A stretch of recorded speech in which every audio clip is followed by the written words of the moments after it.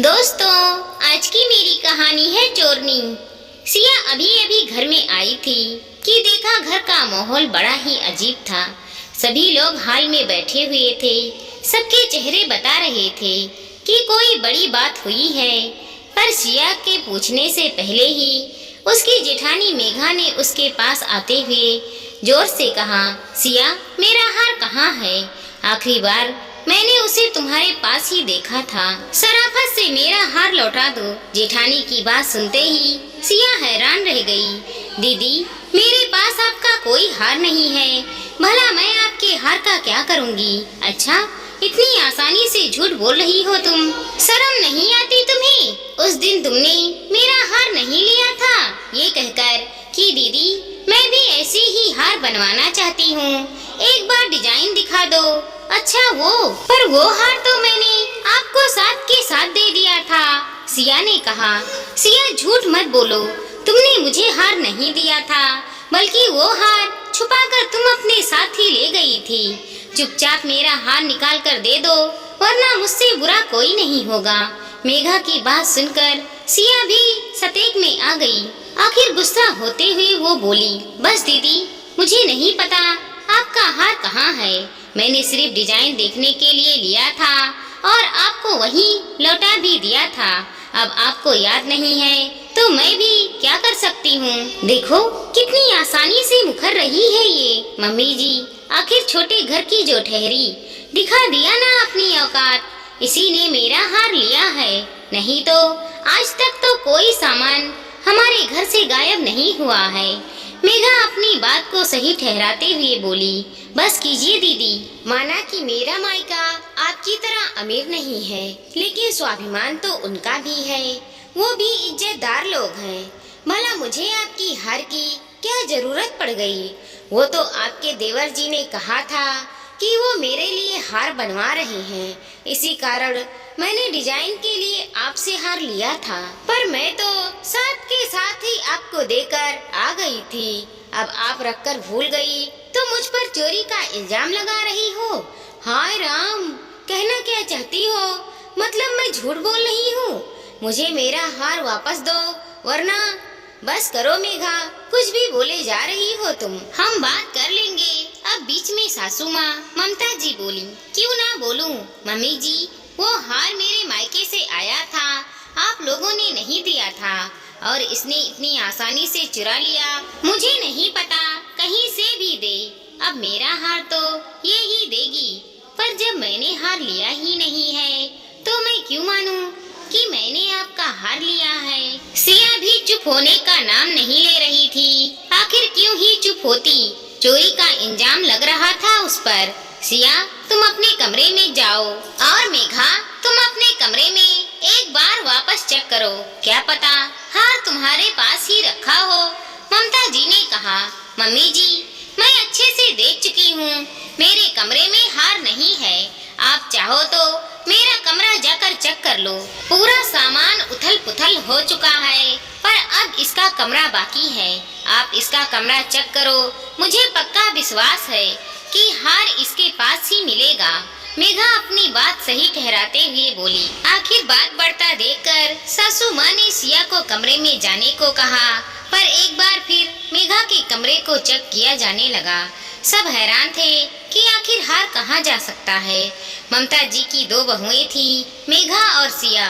मेघा अमीर घराने की बेटी थी, जबकि सिया एक मध्यम वर्गीय परिवार की। पर अब तो दोनों इस घर की बहू थी, लेकिन मेघा कभी भी अपने मायके की अमीरी दिखाने का मौका नहीं छोड़ती थी।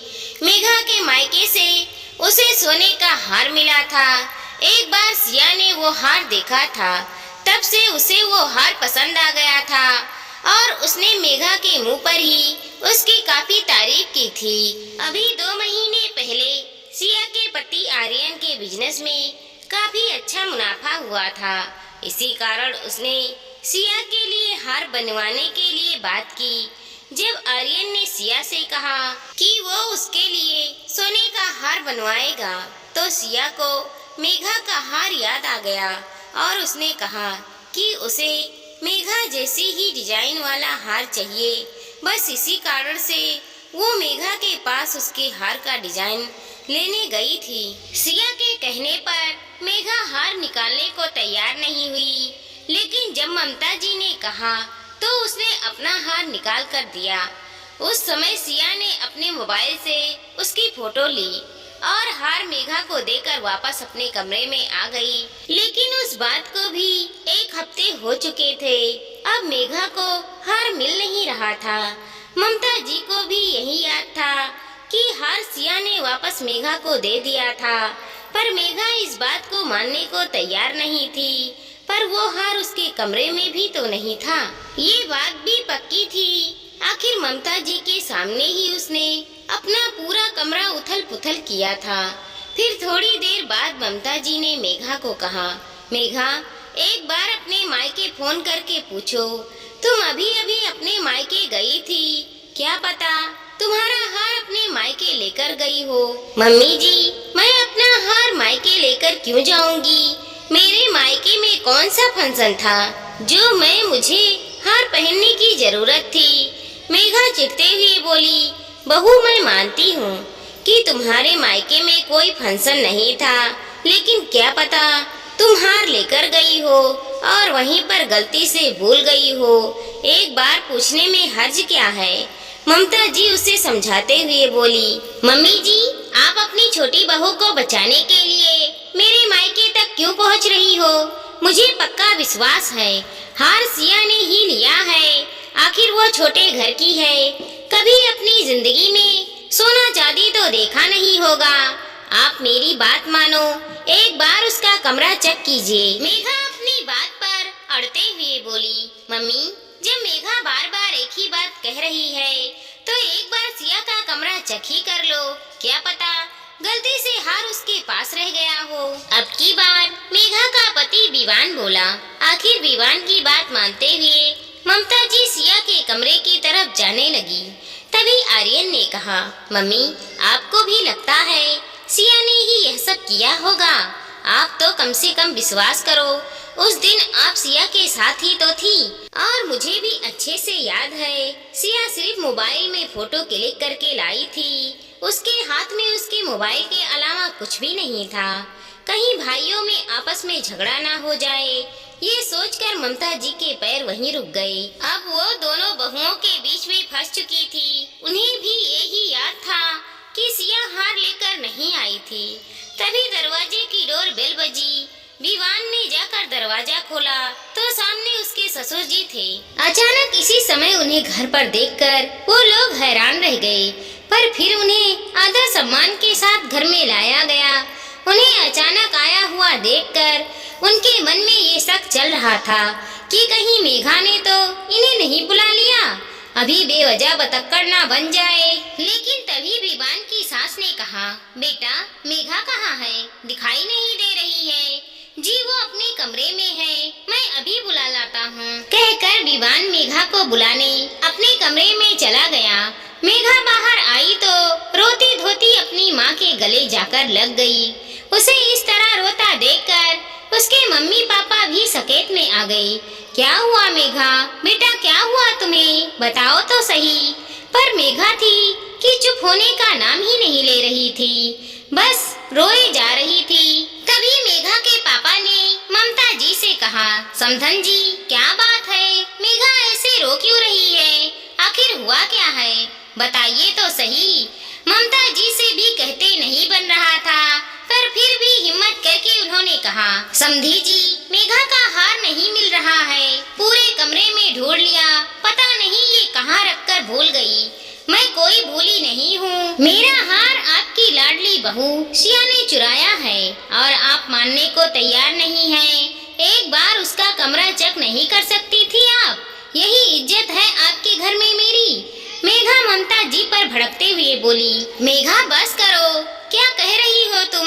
जो मन में आ रहा है वही बोले जा रही हो। अब की बार मेघा के पापा ने कहा, पापा, आप नहीं जानते, मेरी देवरानी की नजर अच्छी नहीं है। उसकी नजर कब से मेरे हार पर थी, पक्का उसी ने ही मेरा हार चुरा लिया है। कितने प्यार से आपने वो हार खरीद कर दिया था मेरी शादी में, अब वो मेरे पास नहीं है। मेघा अपनी बात सही ठहराते हुए बोली, पर बेटा वो हार तो तुम अपने घर पर भूल आई थी। अचानक से मम्मी ने कहा तो सब लोग हैरानी से उनकी तरफ देखने लगे।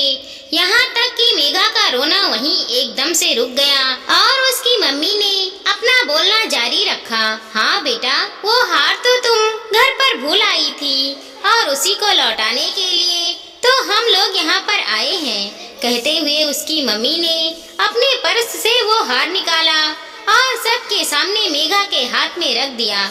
हार लेते ही मेघा को याद आया कि जिस समय सिया हार का डिजाइन लेने आई थी तब वो मायके जाने के लिए अपना सामान पैक कर रही थी और गलती से उसने वो हार अपने बैग में रख लिया और जब मायके वो हार पहुंच गया तो निकाल कर उसे मम्मी की अलमारी में भी उसी ने रखा था, ये सोचकर कि वापस जाते समय ले लेगी। हार को देखकर जहां मेघा की बोलती बंद हो गई, वहीं सिया की आंखों में आंसू आ गए। तभी ममता जी ने कहा, मेघा अब क्या कहोगी इस बारे में? जब तुम्हें हम बार बार कह रहे थे तो तुम मानने को तैयार नहीं थी। बेटा, मार के घाव भर जाते हैं पर बोली के घाव नहीं भरते।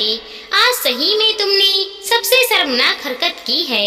सिया की आंखों में आंसू देखकर आर्यन उसका हाथ पकड़कर उसे कमरे में ले गया। मेघा ने इसके लिए ममता जी से माफी मांगी, साथ ही सिया से भी। लेकिन माफी मांगने से कोई मन के घाव भरते हैं क्या? जो टिस मन में बैठ गई वो तो बैठ गई। आखिरकार वो टिस घर के दो हिस्से कराकर ही निकली।